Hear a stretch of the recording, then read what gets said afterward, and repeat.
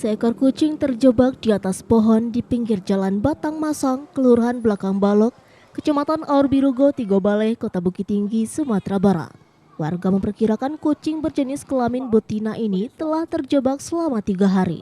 Keberadaan kucing di atas pohon diketahui pertama kali oleh pedagang sate Padang di bawah pohon.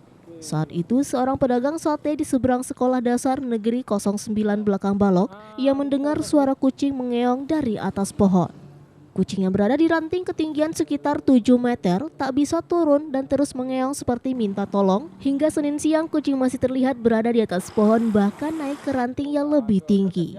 Sementara karena tidak memiliki peralatan penyelamatan yang memadai, warga dan pedagang menghubungi pemadam kebakaran meminta bantuan petugas untuk menurunkan kucing.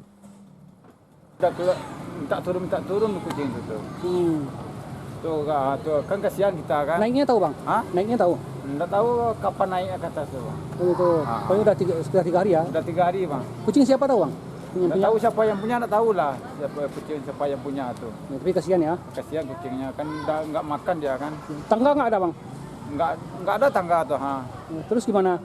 Ya itu langsung telepon aja pemadam tuh, langsung biar kasihan kita dia turun kan. Iya. Tim penyelamat satwa Dinas Pemadam Kebakaran dan Penyelamatan Kota Bukit Tinggi turun ke lokasi. Dengan menggunakan tangga, petugas naik ke posisi kucing terjebak di atas pohon.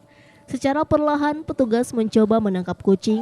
Petugas mengelus kepala dan pundak kucing beberapa kali, lalu menangkap kucing dan langsung membawanya turun dari atas pohon. Sesampainya di bawah, kucing pun langsung kabur dari lokasi.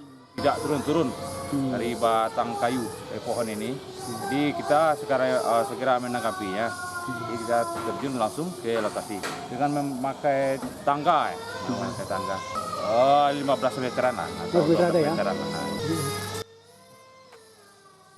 Dari Bukit Tinggi, Sumatera Barat, Wahyu Sikumbang, iNews melaporkan.